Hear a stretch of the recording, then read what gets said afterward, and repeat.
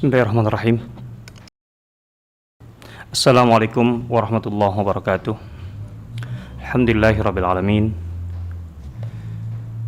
Hamdan tayyiban mubarakan fihi kama yuhibbu rabbuna wa yarda. Wassalatu wassalamu ala sayyidil mursalin sayyidil awwalin wal akhirin khatamin nabiyyin nabiyyina Muhammadin wa ala alihi wa sahbihi ajma'in wa man istana bi sunnatihi wa tabi'a hudahu ila yaumiddin, amma ba'd. Ikhwati akhwati muslimin muslimat yang berbahagia dan dirahmati Allah Subhanahu wa taala. A'adzanallahu wa iyyakum min kulli syurur wa min sayyi'il asqam. Semoga Allah Subhanahu wa taala senantiasa melindungi kita dan keluarga kita, lingkungan kita, masyarakat kita, negeri kita dari segala bala dan ujian, terutama wabah COVID yang sekarang sedang tidak hanya melanda kita atau negeri kita, tapi melanda dunia. Sudah dinyatakan oleh WHO sebagai pandemik. Semoga sekali lagi kita selalu atau tidak pernah lepas dari curahan rahmat dan kasih sayang Allah Subhanahu wa taala, dijauhkan dari segala bahaya, dan kemudian juga dihindarkan dari segala bentuk kechaosan, kekacauan atau fitnah yang bisa terjadi sebagai dampak dari segala yang sedang berjalan saat ini. Muslimin muslimat rahimakumullah, pada kesempatan siang hari ini kita akan membahas satu tema tentang bagaimana para sahabat Nabi SAW menghadapi wabah. Kita mengambil tema sahabat Nabi sebagai model dan contoh yang sepatutnya jadi pegangan kita semua, karena tentu saja pertama, para sahabat Nabi adalah generasi yang dididik langsung oleh Rasulullah SAW, generasi yang terdekat dengan beliau, yang paling mengerti tentu secara zahir dan batin ya, apa yang seharusnya menjadi sikap seorang mukmin sebagai muslim menghadapi kondisi seperti wabah ini. Kita tidak mengambil judul bagaimana Rasulullah SAW menghadapi wabah, karena memang wabah terjadi di generasi sahabat, artinya tidak terjadi di masa Rasulullah SAW. Walaupun Rasulullah SAW memberikan kerangka terkait dengan ini, tentu satu kaidah penting bahwa terkait dengan kehidupan ini tidak ada yang ditinggalkan kerangkanya, gitu. Tidak ada yang terluput gitu, dari arahan-arahan yang mendasar, baik itu dari Al-Quran atau Sunnah. Ma farratna fil kitabi min syai'. Dan Rasulullah SAW sebagai seorang yang sangat penyayang terhadap umatnya, tentu beliau memberikan semacam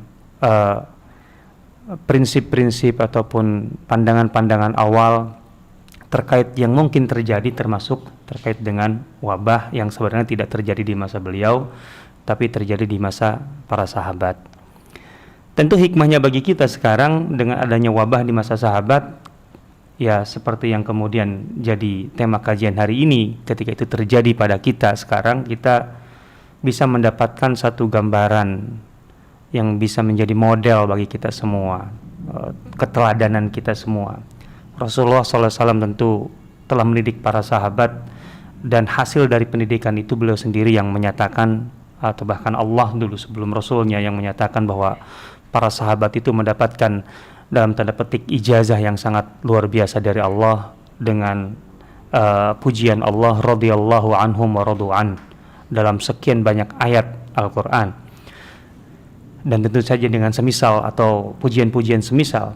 Yang kedua, bahwa Rasulullah sendiri menyatakan khairun nasi qarni, sebaik-baiknya generasi adalah generasi yang hidup bersamaku, yaitu para sahabat. Sehingga dari sini apa yang dilakukan oleh para sahabat ataupun sikap, apalagi itu terkait dengan sikap bersama gitu ya, baik itu secara konsensus atau ijma ataupun katakanlah mayoritas, itu menjadi hujah bagi kita semua. Kita menjadi tenang, kita punya pegangan yang secara katakanlah legal lah gitu ya, bahwa mereka ini insya Allah adalah orang-orang yang telah dijamin, pasti bukan insya Allah, telah dijamin oleh Allah dan Rasulnya sebagai orang-orang terbaik, dan kita bisa meneladaninya. Kapan terjadi wabah di masa sahabat persisnya? Wabah yang terjadi di masa sahabat disebut dengan Ta'un Amwas. Terjadi pada awal tahun 18 Hijriah. Ta'un Amwas disebut dengan Amwas karena berasal dari satu daerah kecil, terpencil. Artinya bukan daerah besar, bukan kota besar, justru daerah kecil di sekarang kawasan Palestina. Artinya sebelum ke Baitul Maqdis, sebelum ke Yerusalem. Artinya bukan berasal dari kota, tapi justru dari daerah kecil, yang kemudian merebak, melebar sampai menyentuh, bisa dikatakan, seluruh wilayah Syam, bahkan sampai ke Basrah, artinya sampai ke masuk ke wilayah Irak. Jadi meluas sekali. Dan itu berjalan dalam waktu disebutkan famakatha ashhuran, beberapa bulan.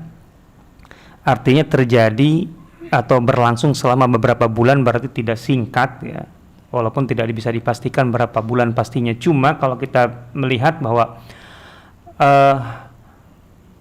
Umar bin Khattab, sebagaimana yang kita tahu bahwa Ta'un Amwas ini masyhur dalam riwayat karena memang Umar juga hendak masuk ke Syam, kemudian membatalkan perjalanannya untuk masuk ke Syam ini ketika masih di perbatasan karena persoalan taun yang sudah terjadi atau wabah yang sudah terjadi. Nah, itu disebutkan pada bulan sekitar Rabiul Akhir atau ya Rabiul Tsani, Rabiul Tsani berarti kalau bahasa kita. Sementara dalam satu riwayat disebutkan bahwa Ta'un Amwas atau wabah itu sudah mulai di sekitar bulan Muharram di tahun 18. Artinya Umar saja itu di bulan keempat, Muharram, Safar, Rabiul Awal, Rabiul Tsani. Artinya sudah berjalan sekitar 3 sampai 4 bulan ketika Umar membatalkan rencananya untuk berkunjung masuk ke Syam. Nah, begitu Umar kembali, kita tahu bahwa itu terus berjalan semakin parah, dan kita tahu bahwa di antara yang syahid atau wafat karena tahun ini adalah, yang terkenal adalah Yazid bin Abi Sufyan, kakak Muawiyah bin Abi Sufyan. Dan itu setelah diminta oleh Umar, katakanlah, untuk mengambil alih kepemimpinan kaum muslimin setelah Abu Ubaidah dan Mu'adz bin Jabal yang juga gugur tentunya sebelum itu. Nah, tapi itu tidak bisa berjalan karena ketika Yazid bin Abi Sufyan itu kembali dari, waktu itu sedang berupaya untuk mengepung kota terakhir yang belum ditaklukkan sepenuhnya oleh kaum muslimin, yaitu Kaisaria. Yazid bin Abi Sufyan kembali dan kemudian gugur di situ, atau meninggal terkena taun juga atau wabah ini, dan itu di akhir tahun 18. Itu artinya memang bisa dikatakan berjalan hampir 1 tahun gitu ya, hampir 1 tahun dari mulai awal tahun 18 sampai akhir tahun 18. Mungkin di sebagian daerah sudah lebih dulu steril, tapi bahwa kejadian itu masih berlangsung sampai akhir tahun 18. Jadi ini cukup lama berjalan. Nah, jadi kejadiannya itu dulu ya, bahwa wabah Amwas ini terjadi pada tahun 18 Hijriah, dan itu bisa dikatakan berjalan hampir sepenuhnya 1 tahun, dari bulan Muharram sampai akhir tahun, dan mencakup wilayah yang sangat luas, bermula dari satu, katakanlah, kampung kecil yang namanya Amwas gitu ya, di sekitar Palestina atau sebelum Baitul Maqdis, tapi kemudian melebar, merambah seluruh kawasan Syam, bahkan sampai ke Basrah gitu ya. Nah, sehingga di sini korban yang berjatuhan sebenarnya riwayatnya cukup beragam, dan itu wajar karena belum ada semacam sensus yang menyeluruh tentunya pada masa itu. Artinya para perawi atau yang menjadi sumber riwayat tentang peristiwa itu mengambil dari keterbatasan data yang dimiliki dari pengalaman masing-masing di wilayah, barangkali wilayah masing-masing gitu. Cuman kita tahunya bahwa itu terkait dengan Amwas. Yang terkenal dalam Tarikh Tobari itu sekitar 25.000. Tapi saya perlu koreksi karena saya membaca ada sebagian yang menulis 25.000 sahabat. Enggak, itu total, maksudnya 25.000 kaum muslimin gitu ya. Bahkan ada yang menyebutkan Ishruna Alfan itu bukan kaum muslimin tapi total korban dalam satu riwayat gitu ya. Sementara dalam riwayat yang menyebutkan 25.000 itu atau ada yang mengatakan 24, ada yang 25, kaum musliminnya 20.000, sehingga yang 5.000-nya berarti bukan kaum muslimin, kemungkinan besar begitu. Tapi ini bukan satu-satunya riwayat terkait dengan jumlah korban yang meninggal karena wabah ini. Karena Ibnu Asakir sendiri ketika menjelaskan tentang biografi Abu Ubaidah bin Jarrah menyebut data yang sebenarnya lebih fantastis gitu ya. Menurut Ibnu Asakir, pasukan Abu Ubaidah sendiri yang totalnya 36.000 totalnya, artinya yang di bawah Abu Ubaidah, setelah taun atau setelah wabah Amwas ini yang tersisa cuma 6.000, berarti 30.000 gugur, 30.000 meninggal maksudnya karena wabah ini. Itu kalau kita hitung dari jumlah tentara. Tentu kan korban wabah ini bukan hanya tentara tapi juga yang lain-lain gitu ya. Sehingga kalau 30.000 aja tentara, berarti yang sipilnya bukan tentara juga bisa jadi jatuh korban dan juga sangat banyak gitu ya.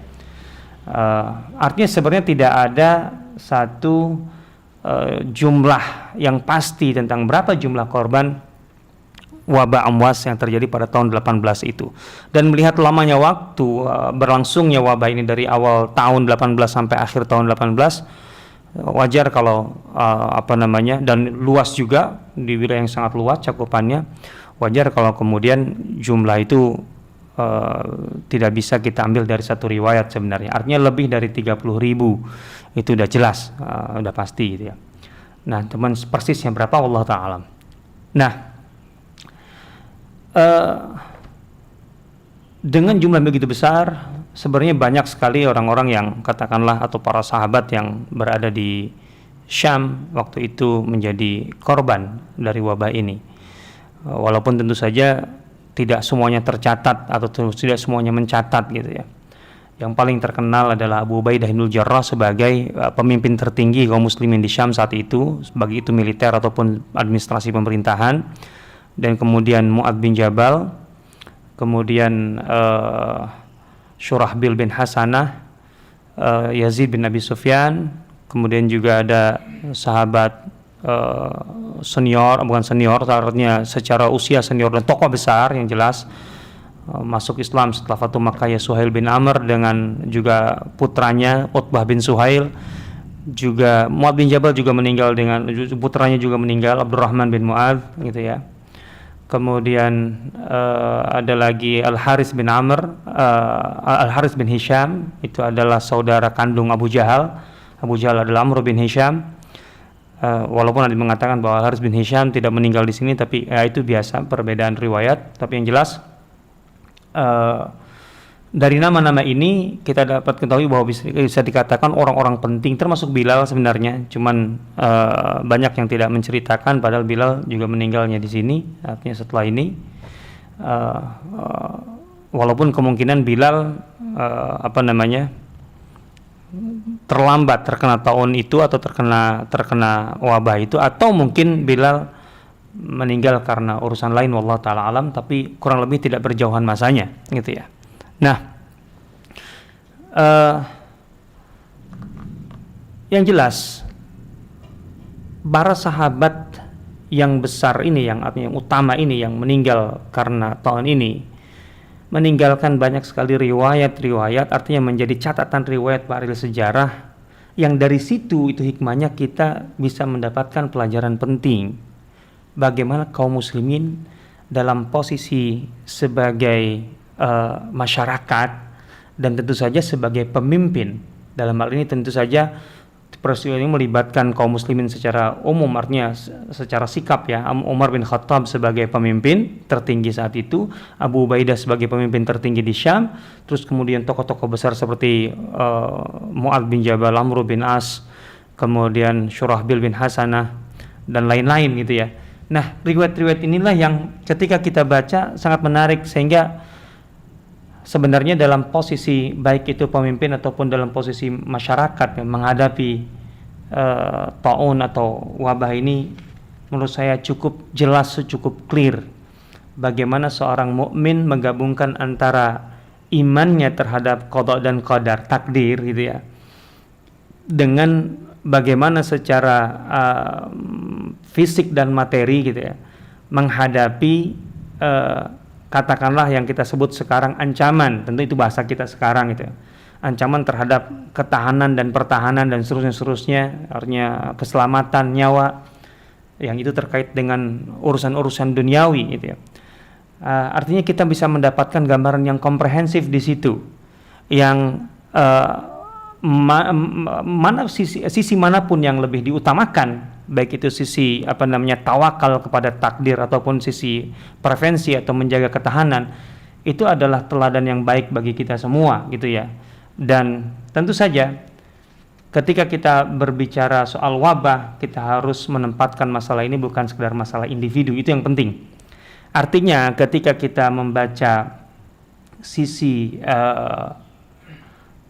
dominasi dari aspek tawakal terhadap takdir yang ditunjukkan oleh para sahabat gitu ya, atau sebagian para sahabat gitu ya, kita tentu bukan berarti menganggap para sahabat yang lain yang mungkin secara zahir kita anggap kok seakan-akan lebih menimbang aspek bertahan hidup atau materi atau kelangsungan hidup bertahan yang itu sifatnya duniawi dengan menghindar dari takdir.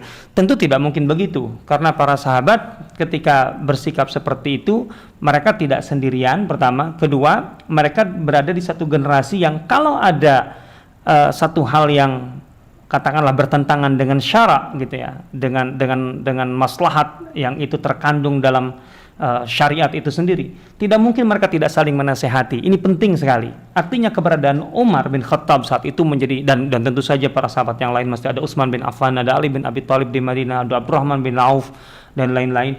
Itu tidak mungkin membiarkan adanya sikap-sikap yang tidak benar menurut syarat terkait dengan masalah ini. Nah, artinya apa? Dua fenomena ini berjalan beriringan gitu ya. Kalau kita baca secara sekilas sekali lagi, artinya secara zahir, bahwa ada yang tampaknya lebih dominan dalam tanda petik pasrah atau tawakal kepada takdir sebenarnya yang tepatnya, dan ada yang seakan-akan lari dari takdir karena mementingkan aspek keselamatan dan lain sebagainya. Sebenarnya ini kembali kepada keseimbangan dari sikap para sahabat dalam dua sisi ini yang harus kita baca dengan tepat. Sekali lagi, kalau dua sikap ini itu yang kelihatan secara zahirnya berbeda, itu dianggap atau dipandang bertentangan dengan syarak, tidak mungkin generasi saat itu di luar Syam terutama gitu ya, di luar Syam yang terkena wabah membiarkan, apalagi Umar bin Khattab. Nah, ini penting, dan lain-lain, dan para sahabat utama lainnya. Sehingga masing-masing sebenarnya ada pertimbangannya dalam syarak. Tapi sekali lagi, kunci yang harus kita pegang terkait dengan masalah ini, bahwa ketika persoalan itu terkait dengan wabah, kita tidak bisa melihatnya itu dari sudut pandang pribadi. Sebagai sikap pribadi, maka ada hal-hal yang bisa kita maklumi dengan pilihan-pilihan yang mungkin bagi kita, kok sepertinya fatalistik, sepertinya, saya katakan sepertinya, bukan iya, tentu tidak mungkin para sahabat fatalistik atau jabri, kan gitu ya. Tapi itu sebagai pilihan pribadi. Tapi wabah bukan persoalan pribadi. Ini terkait dengan masalah kepentingan bersama. Nah, ini kaidah yang penting yang harus kita ketahui sebelum kita membaca riwayat-riwayat terkait dengan wabah tahun Amwas sebagai model yang harus kita jadikan pegangan bagaimana para sahabat bersikap pada waktu itu. Baik, terkait dengan tahun Amwas, sumber-sumbernya sangat jelas. ada dalam Sahih Bukhari. Ibnu Hajar menjelaskan dalam Fathul Bari, bahkan Ibnu Hajar pun membuat buku secara khusus terkait dengan wabah ini dalam Al-Ma'un, dalam kitab Al-Ma'un fi Fadlit Ta'un, dan buku itu sudah dicetak artinya dalam bahasa Arab, bisa dibaca lebih detail terkait dengan bagaimana pandangan, tentu dengan pendekatan ahli hadis dan riwayat seperti Ibnu Hajar terkait dengan masalah ta'un gitu ya, ataupun wabah dalam bahasa kita. Nah, selain dalam Sahih Bukhari yang dijabarkan cukup panjang oleh Ibnu Hajar dalam Fathul Bari, juga ada dalam Sahih Muslim, ada dalam kitab-kitab Sunan, ada juga dalam seperti Al-Baihaqi, ada juga dalam kitab Muwatta dan lain sebagainya. Artinya bahwa ini sebagai sebuah fakta itu sangat clear dan jelas bahwa memang terjadi pada masa Khilafah Umar bin Khattab, tepatnya pada tahun 18 Hijriah. Nah,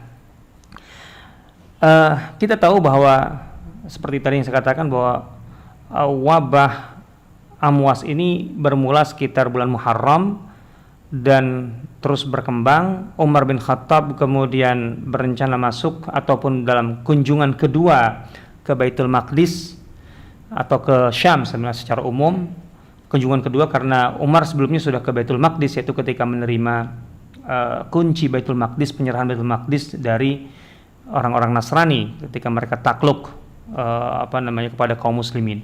Jadi kejadian ini tahun 18 ini artinya sebenarnya di satu sisi latar belakangnya kaum muslimin memang setelah waktu itu telah menjalani proses yang sangat-sangat melelahkan dalam rangkaian jihad peperangan Futuhat Syam atau Futuh Syam, mengalahkan Romawi gitu ya. Dari sejak tahun bahkan dari sejak tahun 12 sebenarnya, masuk 13 kemudian dilanjutkan 14, 15, 16 perang Yarmouk, kemudian penaklukan kota Damaskus, Fihl, kemudian Qanisrin dan lain-lain, dan tentu saja yang terakhir tahun 15 atau tahun 16 itu adalah Baitul Maqdis gitu ya. Berarti Palestina sudah ditaklukkan. Tahun 17 itu terkait dengan Kaisaria, itu yang terakhir, sampai tahun 18 itu terjadi taun atau terjadi wabah amwas ini. Jadi kondisi fisik kaum muslimin dari sini bisa kita baca atau bisa kita dapatkan sangat-sangat lelah gitu ya, sangat-sangat lelah sekali. Pertempuran besar sekali ya selama kurang lebih 5 tahun terakhir gitu ya, sebelum terjadinya wabah amwas ini gitu ya. Nah, dan tentu saja kaum muslimin juga belum bisa menata Syam setelah ditaklukkan dari Romawi, dalam arti tertata dengan baik, terstruktur, tersistem gitu ya. Artinya sudah berjalan. Tentu saja itu masih belum sejauh itu gitu ya. Sehingga ini berdampak pada penyebaran wabah yang terus masif dan tidak bisa antisipasi dengan cepat gitu ya.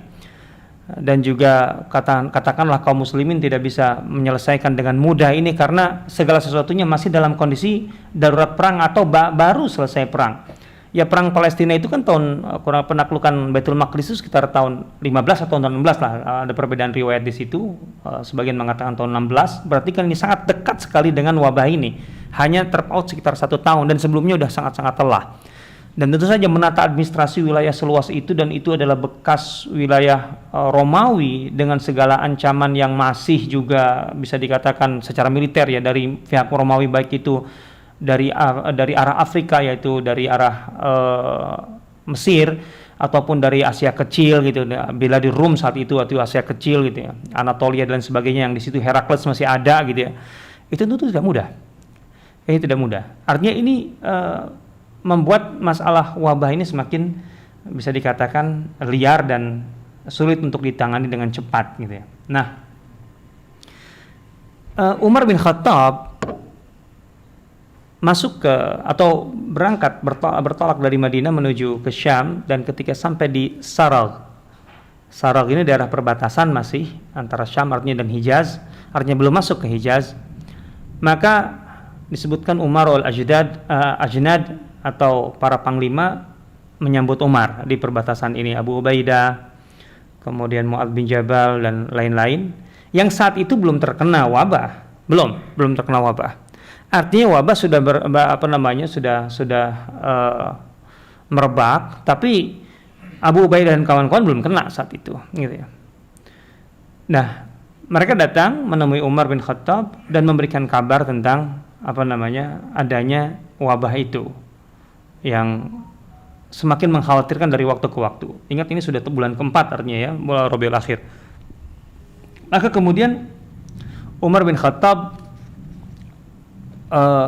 dalam hal ini tidak memiliki satu alasan atau argumentasi yang kuat yang bisa memutuskan sikap yang seharusnya diambil, dalam arti tidak memiliki dalil dari nas untuk menghadapi masalah ini. Maka Umar bin Khattab meminta pandangan dari Muhajirin, kemudian dari Ansar, kemudian dari senior-senior Quraisy, gitu ya. Dan Muhajirin dan Ansar semuanya terpecah menjadi dua pendapat antara melanjutkan perjalanan masuk ke Syam atau kembali, gitu ya. Sementara senior-senior Quraisy semuanya sepakat waktu itu untuk kembali. Maka kemudian Umar dari bahan-bahan musyawarah ini kemudian mengambil kesimpulan, aku akan kembali, artinya balik ke Madinah. Ini adalah ijtihad Umar, itu. Sampai kemudian disebutkan Abdurrahman bin Auf muncul. Wa kana qad taghayyab, disebutkan bahwa Abdurrahman bin Auf artinya dia tidak berada di situ ketika terjadi musyawarah itu, gitu ya. Tidak terjadi, dia tidak tahu sebelumnya, sampai ketika muncul di situ baru dikasih tahu bahwa ada persoalan nih terkait dengan wabah yang terjadi di Syam. Maka kemudian Abdurrahman bin Auf, aku mendengar Rasulullah SAW mengatakan tentang ini. Artinya jelas, ini ada dalil terkait dengan ini. Nah, gitu ya. Dalilnya apa? Adalah idza sami'tum bihi bi biladin fala taqdamu alaih. Jika engkau mendengar atau dapat informasi bahwa di satu negeri terjadi wabah, maka jangan masuk. Jangan masuk. Dan ini adalah ijma, kemudian pemahaman ulama bahwa masuk ke wilayah yang sudah terkena wabah itu tidak boleh. Ijma, artinya masuk itu tidak boleh. Nah, wa idza waqa'a, gitu, jika terjadi wabah itu bibeladin pada satu negeri, sementara wa antum biha, dan kalian berada di dalamnya dan kalian masih sehat, gitu ya, ataupun sakit apalagi, fala takhruju firaran min, maka jangan keluar dari negeri di mana engkau berada dan di situ ada wabah, firaran untuk atau untuk sebagai upaya melarikan diri, menghindari wabah yang ada itu. Jadi tentu ini ada dua keadaan yang berbeda. Jika seseorang berada di luar wilayah yang terpapar atau terkena wabah, maka jangan masuk. Ini penjelasannya seperti itu. Dan ini ijma, artinya memasuki wilayah yang sudah terpapar wabah itu haram. Nah, masalahnya yang kemudian adalah apabila wabah itu menjangkiti suatu negeri dan seseorang sudah berada di dalamnya, nah ini dilarang keluar. Nah, larangan ini kemudian ada khilaf di situ, apakah boleh keluar atau tidak boleh keluar, sama sebagaimana tidak boleh masuk. Ada khilaf di situ, gitu ya. Nah, jadi ini perlu dipahami sisi ininya aja, gitu ya. Pemahaman terhadap teks ini. Tapi yang jelas, begitu Umar mendengar penjelasan Abdurrahman bin Auf, kata Umar, ya sudah, alhamdulillah, kalau begitu aku kembali. Jelas bahwa antara ijtihad Umar dengan sabda Rasulullah SAW sebagai dalil dalam ini pasti jelas, sinkron, gitu ya. Tidak ada perbedaan sedikit pun dan tidak perlu ditakwil, gitu ya. Maka kembali, kan gitu. Nah, Abu Ubaidah ada dua riwayat menurut keterangan Ibnu Hajar, di mana yang pertama Abu Ubaidah sebenarnya termasuk yang setuju Umar kembali, tapi kemudian berikutnya Abu Ubaidah mengingatkan Umar, gitu.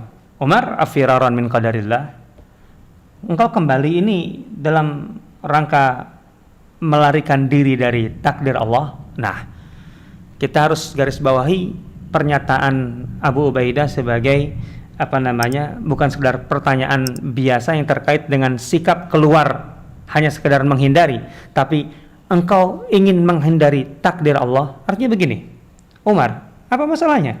Kan kau sendiri bilang engkau punya urusan penting sekali harus diselesaikan di Syam. Dan artinya engkau sudah punya azam untuk masuk. Ya masuk saja. Bahwa di dalamnya sekarang ada wabah itu kan takdir Allah. Kan gitu. Dan artinya kalau engkau memang sudah dicatat oleh Allah atau ditakdirkan Allah untuk kena, ya pasti kena. Kalau enggak, ya enggak, kan gitu. Nah sekarang belum apa-apa engkau sudah mau atau masuk aja belum, kamu sudah mau pergi gitu. Apakah engkau dengan begitu takut akan terkena wabah itu, padahal wabah itu kan intinya adalah takdir dari Allah. Kalau memang kau tidak ditakdirkan, kau tidak akan kena juga gitu. Nah, jadi di sini persoalannya. Maka Umar waktu itu berbalik bertanya kepada Abu Ubaidah dalam arti sekaligus mengingatkan Abu Ubaidah gitu ya. Umar sampai mengatakan, aku kalau pakai bahasa kita, aku nggak habis pikir orang sepertimu berpikir seperti itu, kan gitu, berkata seperti itu. Kata Umar, jawabannya tegas, ya, na'am. Artinya na'am apanya? Aku lari dari takdir Allah, tapi kepada takdir Allah yang lain. Ini adalah jawaban yang sangat luar biasa. Ketika atau ini bagian dari fikih Umar yang sangat tajam menghadapi masalah ini, bahwa wabah itu adalah takdir Allah, tidak ada mengingkari. Kita sebagai orang beriman, kita yakin bahwa itu takdir dari Allah. Terkena atau tidak kenanya itu adalah takdir Allah. Kalau memang Allah menakdirkan kita kena, gitu ya, sehebat apapun cara kita memproteksi diri, tidak akan bisa menghalangi takdir Allah itu pasti terkena kita. Sehebat apapun kita proteksi diri, gitu ya. Tapi kalau memang kita ditakdirkan untuk tidak terkena, gitu, walaupun kita santai, ya tidak akan kena, gitu. Artinya kita tidak memproteksi diri sekalipun, katakanlah begitu. Itu kan kalau kita bicara bahasa takdir kan begitu. Ya tidak akan kena, karena pada saat takdir Allah. Cuman kan tidak ada di antara kita ini yang tahu. Pertama, ini harus jadi pegang kita. Takdir Allah untuk kita itu seperti apa? Ini penting kita dalam memahami masalah takdir. Kita kan tidak pernah tahu. Yang ditakdirkan Allah untuk kita itu kita kena atau tidak kena, kan itu. Artinya ini bukan ruang kita, ini bukan wilayah kita, ini wilayah takdir, wilayah Allah. Allah, inna kulla syai'in khalaqnahu biqadar. Allah yang memberikan takdir itu, takaran itu, ukuran kita. Tapi kita nggak tahu takdir itu. Sehingga kita jangan masuk ke wilayah ini untuk menjadi sikap kita. Sikap kita adalah apa yang harus kita lakukan sebagai hamba, sebagai manusia. Wilayah kita adalah kewajiban kita yang diberikan Allah kepada kita, bahwa manusia harus berusaha, berikhtiar. Ini yang difahami Umar. Ketika Abu Ubaidah mengatakan afiraran min qadarillah, engkau ingin melarikan diri dari takdir Allah, wahai Umar? Kata Umar, iya. Memang karena Umar, ya kita sebagai mukmin yakin yang namanya penyakit itu takdir dari Allah. Iya, aku melarikan diri dari wabah itu. 6. Itu nasnya dalam Bukhari. Artinya dalam Bukhari ada nas itu, dalam Muslim dan lain juga ada. Ini hadisnya sahih. 6, betul. Tapi ini bukan titik, tapi koma. Nafirru min qadarillah ila qadarillah. Aku lari dari takdir Allah, atau kita lari dari takdir Allah menuju takdir Allah yang lain. Apa salahnya? Kan sehat juga takdir Allah kan. Kenapa kemudian kita berpikir masuk ke wilayah katakanlah yang terinfeksi atau wilayah yang berbahaya dengan alasan kalau memang itu takdir kita kena, kalau memang juga kalau Allah nakdirkan kita tidak kena. Kan ada wilayah yang tidak berbahaya. Dan kalau kita berada di wilayah yang tidak berbahaya, apakah itu bukan takdir? Takdir juga kan? Semuanya kan itu bagian dari takdir Allah. Sekarang tinggal wilayah yang menjadi wilayah kewajiban kita sebagai mukmin. Maka fikih Umar sangat tajam di sini. Dan Umar berikan contoh, Abu Ubaidah, seandainya engkau, ini kalau diibaratkan ya, Umar berikan analogi, atau seandainya seorang gembala, atau engkau menggembala dan membawa gembala itu ke tempat, tentu saja menggembala itu kan ingin membuat gembalanya kenyang kan, dan di hadapan ada dua tempat, yang satu padang rumput yang subur, hijau, yang satu kering, kerantang. Apakah kalau engkau membawanya kemana? Kalau dijadikan dialog begitu, ya pasti ke tempat yang subur itu, gitu kan. Padahal padang rumput yang subur itu takdir Allah, bukan? Takdir Allah. Padang rumput yang kering itu takdir Allah, bukan? Takdir Allah. Apakah ketika kita menghindari padang rumput yang kering itu dan membawa gembala kepada yang subur, kita lari dari takdir Allah? Kan bukan. Bukan dalam arti kita melarikan diri dari takdir Allah, takut takdir Allah, bukan. Kita lari dari takdir Allah menuju takdir Allah yang lain. Ini fikih yang sangat mendalam. Ini yang ingin saya tegaskan kepada saudara-saudaraku sekarang dalam kondisi saat ini. Artinya mengambil langkah prevensi, pencegahan, mengambil langkah terkait dengan wabah ini supaya tidak meluas, melebar, dengan menjaga ruang gerak kita agar tidak padat, social distance atau apa istilahnya itu. Terus kemudian dengan lain-lain, bukan karena kita takut dengan takdir Allah, tapi kita sedang lari dari takdir Allah menuju takdir Allah yang lain, kalau dalam bahasa Umar bin Khattab. Dan itu tidak salah. Nah itu ya.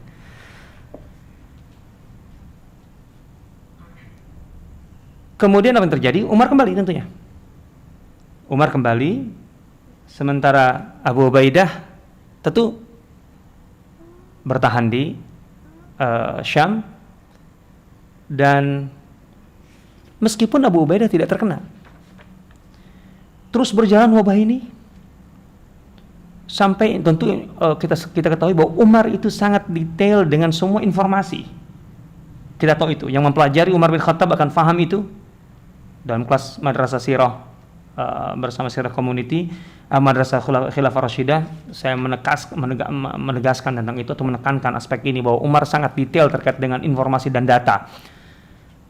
Bahkan untuk perang sekalipun Umar sangat-sangat detail berkirim surat dengan pemimpin pasukan, apalagi terkait dengan keselamatan banyak orang dalam suasana wabah seperti ini. Umar tahu dari waktu ke waktu perkembangan di Syam, sehingga kemudian dengan begitu akhirnya Umar disebutkan berkirim surat dalam Al-Kamil fi Tarikh dan juga sumber-sumber lain, mengirim surat kepada Abu Ubaidah. Umar di satu sisi sangat-sangat berkepentingan dengan sosok Abu Ubaidah agar Abu Ubaidah itu selamat, karena sebagai orang yang sangat penting, berkontribusi sangat besar terhadap umat, Abu Ubaidah harus diselamatkan. Dan Abu Ubaidah belum terkena sampai saat itu tentunya. Maka Umar mengirim surat, isinya seperti ini: amma ba'du faqad aradat li ilaika hajah. Dengan bahasa yang katakanlah tidak eksplisit ya, Umar mengatakan, Abu Ubaidah, aku punya hajat darimu. Artinya aku harus ketemu, engkau harus bertemu denganku, aku punya hajat yang harus kusampaikan padamu. Uridu an usyafihaka fiha. Dan itu nggak bisa dengan berkirim surat, tapi aku harus berbicara, kalau bahasa kita 4 mata. Artinya engkau harus datang. Usyafihak, musyafah artinya berbicara secara lisan, gitu ya. Artinya nggak bisa dengan berkirim surat. Aku punya hajat kepadamu, dan itu harus diselesaikan dengan berbicara 4 mata. Fa idza ataka kitabi hadza, maka jika suratku sampai di tanganmu, fa inni a'zimu 'alaika in ataka lailan, maka aku meminta dengan tegas, kata Umar, meminta dengan tegas. Ini tentu kita harus lihat ini sebagai perintah. Secara struktural Umar adalah atasan Abu Ubaidah. Maka aku minta dengan tegas, dengan azam, In ataka lailan, jika surat ini engkau terima di malam hari, alla tusbiha, jangan tunggu sampai pagi, hatta tarkab, artinya engkau harus langsung naik kendaraanmu dan jangan tunggu pagi untuk meninggalkan Syam ke Madinah.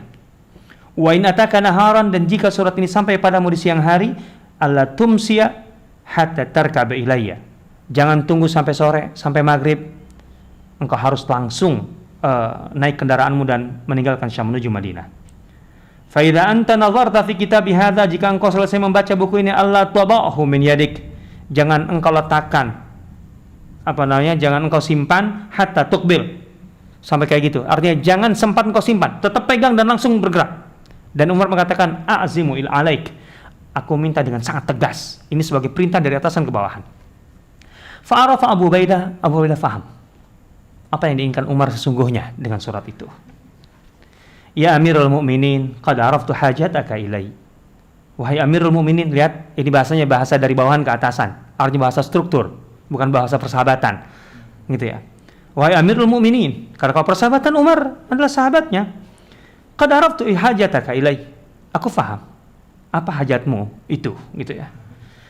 Wa annaka tastabqi ma laysa bibaqin, dan engkau menghendaki kekekalan atau menghendaki aku bisa bertahan hidup lebih lama, padahal aku ini tidak mungkin bertahan. Artinya aku ini makhluk yang fana, ngapain juga engkau ingin mempertahankan aku, toh aku akan mati juga, kalau nggak sekarang pun nanti juga mati, ngapain juga. Wa ini, itu pertama alasannya itu, wa ini fi jundin minal muslimin, dan aku saat ini adalah pemimpin dari pasukanku, pasukan muslim. La ajidu bi nafsi raghabatan anhum, dan aku tidak mungkin meninggalkan mereka. Ini sikap seorang pemimpin di tengah rakyatnya yang sedang terkena musibah. Abu Ubaidah punya kesempatan untuk meninggalkan Madinah, untuk meninggalkan Syam. Pertama, dia belum sakit. Dan kedua, Umar sebagai Amirul Mukminin secara struktural meminta atau memerintah kepada Abu Ubaidah, yang itu tentu dalam hukum Islam harus ditaati. Meminta Abu Ubaidah untuk kembali. Sehingga tidak ada yang bisa menyalahkan Abu Ubaidah kalau kembali ke Madinah, maksudnya, atau pergi ke Madinah. Tidak ada yang bisa menyalahkan Abu Ubaidah kalau Abu Ubaidah kemudian meninggalkan Syam, karena ini perintah dari Umar bin Khattab sebagai pimpinan tertinggi kaum muslimin. Tapi Ubaidah menolak itu dengan alasan, apa yang kau inginkan? Engkau ingin aku hidup lebih lama? Percuma, toh aku mati juga. Yang kedua, ini sikap kesatria seorang pemimpin, sikap seorang pemimpin, leadershipnya salah. Wa ini fi jundin minal muslimin, aku adalah pemimpin dan bagian dari pasukan muslim. La ajidu bi nafsi raghabatan ahum, dan aku tidak punya alasan untuk meninggalkan mereka. Aku tidak membenci mereka, aku tidak punya masalah dengan mereka. Artinya aku mencintai mereka sehingga aku harus bersama mereka. Falastu uridu firaqahum, jadi atau sehingga aku tidak ingin meninggalkan mereka, hatta yaqdiyallahu fiyya wa fihim, sampai Allah memastikan keputusannya bagiku dan bagi mereka semua. Amrahu wa qada'ah, takdir Allah dan keputusan Allah. Fahallilni min azimatik, maka tolong bebaskan aku dari perintahmu itu. Artinya berikan aku kesempatan untuk, atau berikan aku, maafkan aku untuk tidak mentaati perintahmu itu, karena ini adalah bawahan ke atasan. Falamma qara Umar al-kitab, ketika Umar membaca jawaban Abu Ubaidah, baka, menangis. Faqala an-nas, maka orang-orang yang di sekitar Umar, dan tentu saja di sekitar Umar itu siapa? Utsman, Ali, Abdurrahman bin Auf. Ya Amirul Mukminin, amata Abu Ubaidah? Wahai Amirul Mukminin, apakah Abu Ubaidah sudah meninggal? Qala la, enggak. Wa ka'anna qad, tapi seakan-akan dia sudah mati. Nah, ini adalah sikap kepedulian dan keprihatinan yang sangat luar biasa kuat dari seorang pemimpin seperti Abu Ubaidah. Saya katakan lagi bahwa Abu Ubaidah punya alasan, yang dengan alasan itu dia tidak akan disalahkan, baik itu secara syara' ataupun secara struktural gitu katakanlah begitu, ataupun secara sosial, karena diminta oleh pemimpin tertinggi yaitu Umar bin Khattab untuk meninggalkan Syam. Dan Umar di situ mengatakan, aku punya hajat yang harus disampaikan langsung empat mata, artinya tidak bisa tidak. Nah itu. Tapi Abu Ubaidah melihat bahwa keberadaannya di tengah kaum muslimin yang menghadapi wabah yang sangat luar biasa itu, dia harus menempatkan dirinya menjadi bagian dari itu sebagai bentuk tanggung jawab untuk menyelesaikan urusan, karena harus ada yang diurus terkait dengan segala dampak ataupun katakanlah resiko yang ditanggung kaum muslimin dari kondisi yang kacau akibat dari wabah ini tentunya itu. Artinya Abu Ubaidah tetap memainkan perannya sebagai pemimpin tertinggi di Syam, mengatur segalanya, sehingga kondisi yang tentu saja kacau atau chaos akibat itu, Abu Ubaidah tetap dalam posisinya untuk menyelesaikannya. Dan itu kita bisa baca sampai pada akhirnya ketika Abu Ubaidah meninggal, kan gitu ya. Abu Ubaidah itu kan kemudian di masa terakhirnya sebelum meninggal, dia dari Jordan, waktu itu dari Jordan hendak masuk ke Baitul Maqdis, mau sholat gitu ke Baitul Maqdis. Nah disitulah terkena Abu Ubaidah, dan kemudian baru kemudian meninggal, tapi tidak langsung berproses. Karena kalau menurut Ahmad Adil Kamal dalam kitabnya Tariq ila Dimashq, bahwa penyakit atau wabah amwas itu dia semacam tonjolan yang ada pada di bawah kulit gitu ya, yang itu ketika mengenai seseorang maka kemudian dia akan menjadi gatal, dan kemudian membuat orang itu mulai dari demam ringan sampai kemudian menguat, kemudian bengkak itu akan semakin kayak bisul gitu, kemudian menjadi matang. Nah kalau pecah itu sebenarnya orangnya menjadi sembuh gitu ya, tapi kalau tidak pecah, nah itu dah, dan itu prosesnya sekitar 5 hari gitu ya, sekitar 5 hari, sehingga Abu Ubaidah punya waktu itu. Abu Ubaidah kemudian mengangkat Mu'adz bin Jabal gitu ya sebagai penggantinya. Artinya otomatis ini kondisinya darurat, jadi Mu'adz bin Jabal diangkat. Artinya kalau ada urusan apa-apa dengan bukan ada urusan, kalau kemudian aku meninggal, engkau sudah menjadi pemimpin gitu ya. Jadi Abu Ubaidah tidak sempat meminta kepada pertimbangan Umar bin Khattab terkait dengan ini, dan kemudian akhirnya meninggal. Sebelum meninggal, pesan Abu Ubaidah ini sebagai pemimpin. Falamma hadaratul wafat, dalam ini Ibnu Asakir menjelaskan dalam kitabnya, maka dia berpesan kepada Abu Ubaidah sebagai penggantinya, aqri wa amirul mu'minin salam, sampaikan salamku kepada Umar Amirul Mukminin, wa alimuhu, dan laporkan kepada Umar. Artinya sebagai tanggung jawab terakhir sebagai pemimpin Syam, Abu Ubaidah memberikan laporan terakhir kepada Umar melalui penggantinya yaitu Mu'adz bin Jabal. Wa alimuhu, dan laporkan kepada Umar, annahu lam yabqa min amanati syai', semua amanah, artinya yang menjadi tugasku telah kulaksanakan semua. Sebagai pemimpin tertinggi di Syam, tentu banyak sekali tugas, apalagi terkait dengan wabah ini. Maka laporan terakhir yang diberikan Abu Ubaidah kepada Umar sebagai atasannya, sebagai khalifah, melalui Mu'adz bin Jabal, wa alimuhu annahu lam yabqa min amanati syai'un, semua tugas yang menjadi amanahku sudah kutunaikan, illa wa qad qumtu bihi wa addaituhu ilaih, kecuali satu yang belum tuntas laporannya. Illa ibnata Kharijah nukihat fi yawmin baqiya min iddatiha lam akun qadaitu fihi bihukumah, kecuali kasus putri Kharijah yang dinikahi ketika masih dalam masa iddah gitu ya. Aku belum memutuskan, artinya belum menyelesaikan persoalan itu, mungkin masih dalam pengadilan, mungkin kemungkinan besar gitu ya, sehingga belum bisa, artinya dalam masalah masih penyelidikan seperti sejauh apa, sehingga belum tuntas urusannya, tinggal itu. Jadi semua tugas yang dituntaskan terkait dengan kewajibannya sebagai pemimpin di Syam yang saat itu perang masih ada, di Kaisariah masih ada pengepungan, kemudian terkait dengan wabah itu, dengan orang-orang yang tentu kehilangan sanak saudara, wali dan sebagainya, dan seterusnya, semua sudah kuselesaikan semuanya. Dan tinggal satu yang belum diselesaikan, yaitu kasus pernikahan Putri Khadijah yang dinikahi di saat masih iddah, dan itu belum diselesaikan. Qad kana ba'atsa ilayya bi-mi'ati dinar farudduha ilaih.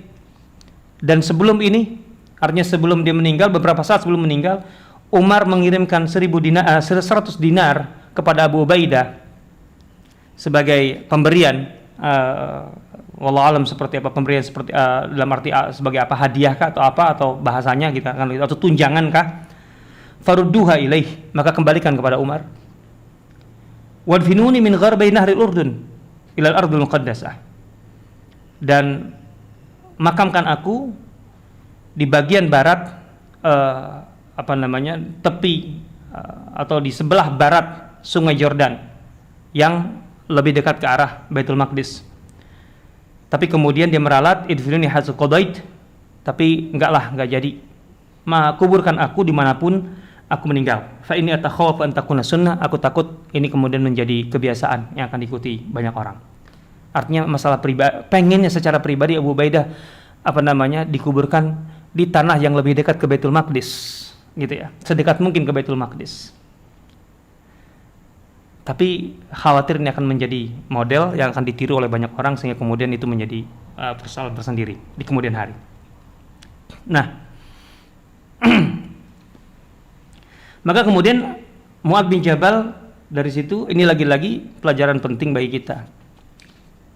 Seorang Abu Ubaidah tadi yang menolak untuk keluar dari tempat itu karena posisinya sebagai pemimpin harus menyelesaikan masalah di situ sampai titik terakhir, dan itu sudah diselesaikan, dan dia mengatakan lam yabqa min amanati syai'un illa waqad qumtu bihi wa addaituhu ilaih.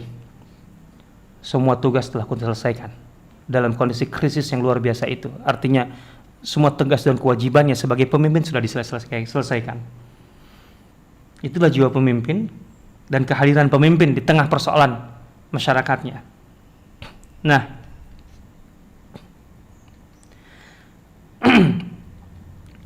wasiat lainnya dari Abu Ubaidah, karena ini di masa yang sangat berat sekali, artinya di masa menghadapi wabah itu, dan untuk kemudian, untuk kedepannya, ini wasiat jangka pendek dan jangka panjang dari seorang pemimpin ketika mau meninggalkan rakyatnya. Inni musikum bi wasiyatin in qabiltumuha lan tazalu bi khair. Aku akan menyampaikan wasiatku sebelum meninggal ini. Tidak ada kegamangan, tidak ada ketakutan, tidak ada kepanikan ketika menghadapi kematian ini.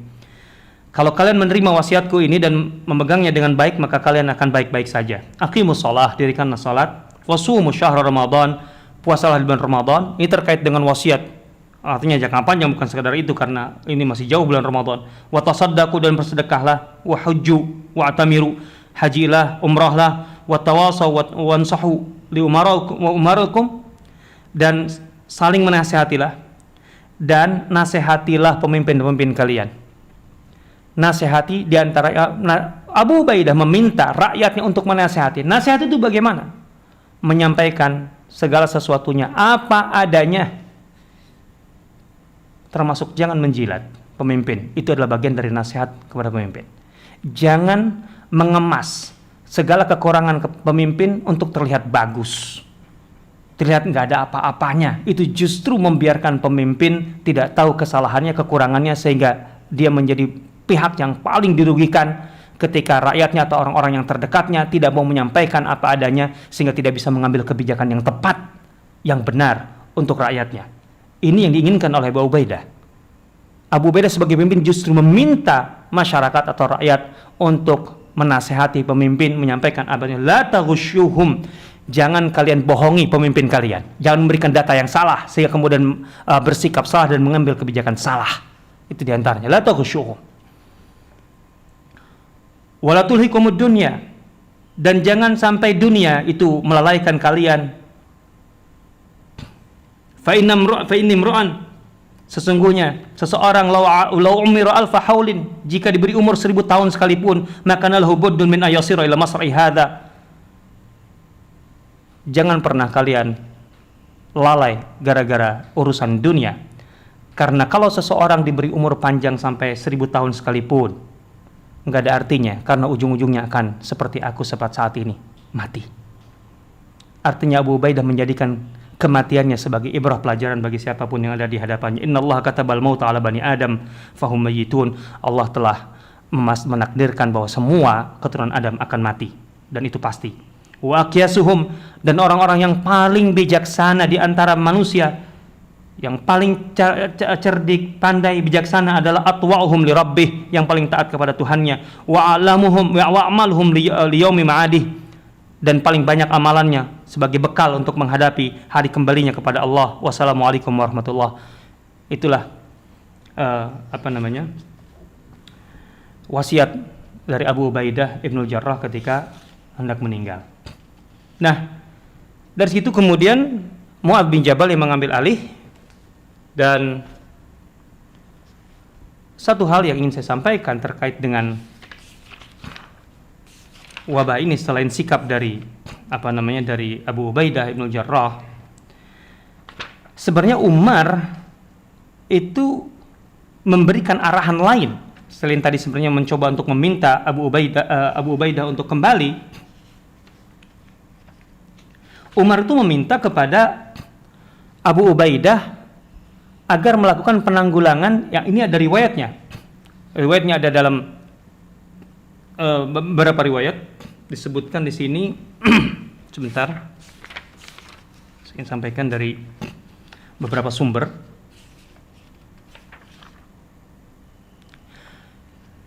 Di antaranya adalah menurut Ibnu Hajar Al-Haytham bin Kulayb, dan ada dua sumber yang lain yang saya lupa untuk menyebutnya atau untuk mengingatnya. Kalau nggak salah Al-Baihaqi juga disebutkan bahwa Umar mengatakan, innakum tanziluna ardan ghamiqah atau bi'ardin ghamiqah, gitu ya. Kalian berada, kepada Abu Ubaidah, kalian ini berada di wilayah yang ghamiq, maka pindahkan orang-orang ke ila ardin nazihah, kata Umar. Maka pindahkan orang-orang ini ke tempat yang disebut Umar dengan sifat nazihah. Apa itu ghamiqah dengan nazihah? Ghamiqah menurut keterangan kamus dalam Al-Wasit, As-Sihah dan Mu'jam Maqayis Al-Lughah dan sebagainya. Ardun ghamiqah artinya wilayah yang lembab. Jadi Umar memahami betul keberadaan kaum muslimin bersama Ubaidah, terutama pasukannya di wilayah yang lebih lembab, banyak air, kemudian disebut di situ juga sering turun berembun, sehingga cenderung lebih lembab. Kalian berada di tempat seperti itu artinya kemudian lebih memudahkan perkembangan katakanlah virus, gitu ya, sehingga wabah semakin sulit untuk ditangani. Maka pindahkan orang-orangmu ke tempat yang disebut dengan nazihah. Nazihah itu artinya kebalikan dari ghamiqah, artinya lebih bersih udaranya, gitu ya, lebih kering sifatnya. Ini dikatakan Umar, dan Abu Ubaidah berusaha melaksanakan itu dengan, waktu itu memang sudah ada kondisi darurat, meminta Abu Musa Al-Asy'ari yang sedang berada di Jordan saat itu untuk menyelesaikan itu. Tapi begitu Abu Musa Al-Asy'ari pulang ke rumah, istrinya ternyata terkena wabah ini, sehingga kemudian dia pun sibuk, sehingga tidak sempat untuk mengantisipasi ini, dan Abu Ubaidah kemudian kena setelah itu. Intinya ada fikih Umar lain tentang ini, bahwa Umar jelas bahasa kita, gitu, melakukan tindakan-tindakan sebagai pemimpin terhadap rakyat. Sekali lagi, ini bukan masalah urusan pribadi. Secara pribadi kalau kita baca Mu'adz bin Jabal, Syurahbil bin Hasanah, terkenal pidatonya yang ini mengatakan bahwa taun ataupun wabah itu bukan satu hal yang harus ditakuti. Satu sisi ini adalah syahadah bagi kaum muslimin. Nah, tapi mereka mengatakan ini dalam kapasitas pribadinya, artinya sekaligus untuk menenangkan kaum muslimin, gitu ya. Tapi bahwa kemudian sebagai pemimpin yang harus melindungi rakyatnya, mereka punya pandangan yang sangat jelas terkait dengan ini. Artinya bukan semata-mata ini bahwa ini adalah orang yang muslim yang mati karena tahun itu syahid, kemudian ya sudah kalau gitu kita mati aja karena itu syahid. Enggak. Umar melakukan tindakan penyelamatan, pindahkan orang-orangmu dari wilayah yang disebut ghamiqah tadi, yang lebih lembab, gitu ya, yang lebih banyak air, yang terlalu lembab, banyak airnya dan sebagainya, gitu, ke wilayah yang lebih kering, ila ardin nazihah. Ini jelas. Di sini ada upaya yang sangat clear dari pemerintah dan Umar gitu ya. Artinya Umar tidak menenangkan rakyatnya. Ini adalah ujian dari Allah, sabarlah kalian. Tidak hanya begitu. Ada tindakan-tindakan yang sangat konkret terkait ini untuk menanggulangi ini. Baik. Jadi ini yang harus kita pahami terkait dengan itu. Terakhir tentunya saya perlu memberikan penjelasan bagaimana setelah wabah. Tentu setelah wabah itu yang menghabiskan atau yang menelan korban puluhan ribu itu, Umar begitu sedih. Kita tahu setelah menerima surat yang menjelaskan wafatnya Abu Ubaidah kemudian Mu'adz bin Jabal, Umar menangis sangat luar biasa hebat gitu ya. Setelah itu Umar sebagai pemimpin mengumpulkan para sahabat di Madinah, dan kemudian Umar mengatakan, aku akan berkeliling ke seluruh wilayah Islam. Artinya melakukan inspeksi ke seluruh wilayah Islam, dan aku akan mulai dari Syam. Gitu ya. Saya akan bacakan riwayatnya di sini. Ini diriwayatkan oleh At-Tabari, kemudian Ibnu Atsir, dan atau ditulis oleh Ibnu Atsir, Tabari dan sebagainya. Inna mawarisa ahli Syam qad da'at. Urusan yang terkait dengan warisan ahli Syam itu kacau lah sudah. Ya kita bisa bagaimana mendata puluhan ribu orang meninggal itu, keluarganya dan sebagainya. Fa abda'u bisyam. Aku akan menyelesaikan itu dengan memulainya dari Syam, gitu ya. Fa'aqsim al-mawaris, maka aku akan bagikan warisan-warisan itu kepada ahlinya. Berarti Umar punya kekuatan data yang sangat luar biasa, kemudian artinya punya kemampuan untuk mitigasi dan sebagainya, dan otomatis pendataan juga yang luar biasa, dan itu kita tahu tentang Umar.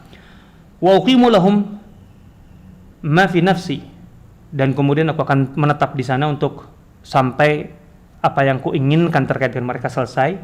Summa arji' fa ataqallabu fil bilad, kemudian aku keluar dari Syam untuk kemudian berkeliling ke seluruh wilayah. Wa ubdi lahum amri, untuk kemudian menyampaikan pandangan, kebijakan dan seterusnya. Fasara anil Madinah wastakhlafa Ali bin Abi Thalib, maka Umar bertolak meninggalkan Madinah dengan meminta Ali bin Abi Thalib untuk menggantikan beliau posisinya sebagai wakilnya di Madinah. Falamma qadima Syam qasamal arzaq. Setelah sampai di Syam, yang pertama dilakukan adalah Umar membagi-bagi arzak. Di sini adalah tunjangan-tunjangan yang diberikan kepada rakyat dari negara. Tentu masyarakat Syam sangat membutuhkan waktu itu uang dan sebagainya untuk merecovery kehidupan mereka setelah wabah itu. Maka Umar membagikan, artinya kas negara masih ada, gitu ya. Punya Umar, gitu ya. Wa sama syawati wa sawaif, kemudian juga hasil-hasil peperangan, baik itu di musim dingin atau musim panas, itu kemudian juga dibagikan dengan sesuai dengan peruntukannya ataupun kepada orang yang berhak. Wasadda furuj Syam wa masalihaha, kemudian Umar menyelesaikan semua kebutuhan yang terkait dengan infrastruktur di Syam, termasuk pertahanan dan sebagainya. Wa walal wulat, dan kemudian mengangkat pemimpin-pemimpin baru. Fa'ayyana Abdullah bin Qais ala sawahil, daerah pantai atau pesisir, wilayah-wilayah pesisir yang itu berhadapan dengan Romawi, karena itu bagian pertahanan sangat luar biasa. Itu untuk urusan ini diangkatlah Abdullah bin Qais. Kemudian wasta'mala Muawiyah ala Dimashq, sementara Muawiyah diangkat menjadi gubernur Damaskus, dan kemudian setelah itu Muawiyah tentu menggantikan Yazid bin Abi Sufyan, dan kemudian menggantikan Amr bin As, yang Amr bin As kemudian punya tugas baru yaitu ke Mesir, sehingga kemudian Muawiyah menjadi pemimpin tertinggi di Syam, gitu ya. Nah, jadi Umar mengangkat pemimpin-pemimpin baru untuk menyelesaikan urusan Syam pasca wabah ini yang sangat luar biasa. Nah, dan juga ada bagian yang tidak mungkin tidak saya sampaikan, bahwa Amr bin As, gitu ya, ketika menggantikan Mu'adz bin Jabal, karena pemimpin Syam sebelumnya adalah Abu Ubaidah, kemudian Mu'adz, kemudian Amr bin As.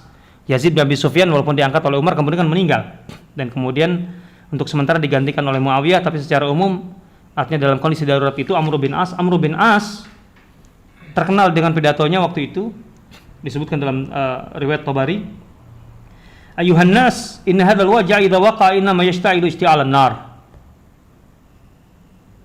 Wahai manusia, maksudnya masyarakat, ini lagi-lagi posisinya dari pemimpin ke rakyat, tanggung jawab. Amr bin As tidak hanya berbicara tentang sabar, takdir dan sebagainya. Inna hadzal waj'a, penyakit ini, wabah ini ketika terjadi, ketika berlangsung, itu seperti kobaran api. Bagaimana api membakar? Seperti itu. Fatajannabu minhu fil jibal. Maka berpencarlah ke gunung-gunung. Artinya kalian jangan menyatu, supaya kemudian tidak terinfeksi, tidak menular. Karena ya, bagaimana api membakar? Tentu dia akan membakar yang lebih dekat lebih dulu. Kalau kemudian diputus mata rantainya, berarti akan berhenti. Fa kharaja wa kharajan nas fatafarraqu. Maka kemudian semua orang mengikuti perintah dari Amr bin As, fatafarraqu, mereka kemudian berpencar hatta rafa'allahu anhum, sampai kemudian wabah itu berhenti. Fabalagha Umar ma fa'alahu, kebijakan Amr, yang penting ini kemudian, kebijakan Amr bin As ini sampai ke telinga Umar, fama kariha, Umar tidak menyalahkan Amr bin As. Berarti ini sikap yang benar. Kita harus pahami dengan ini. Demikianlah kurang lebih gambaran yang sangat seimbang kalau menurut saya, bagaimana kita menempatkan diri terkait dengan penyakit ini. Betul bahwa penyakit ini adalah takdir dari Allah, tapi kesembuhan pun juga adalah takdir dari Allah. Tentu tidak ada salahnya kita menghindari diri dari wabah ini dengan cara-cara yang pertama, kita ikuti para ulama yang menenangkan hati kita, dan kita ikuti para ahli terkait dengan penyakit ini untuk kemudian bisa menjaga maslahat kita secara duniawi. Dan itu tidak salah, karena semuanya adalah bagian dari takdir Allah. Kita lari dari takdir Allah menuju takdir Allah. Wallahu ta'ala alam.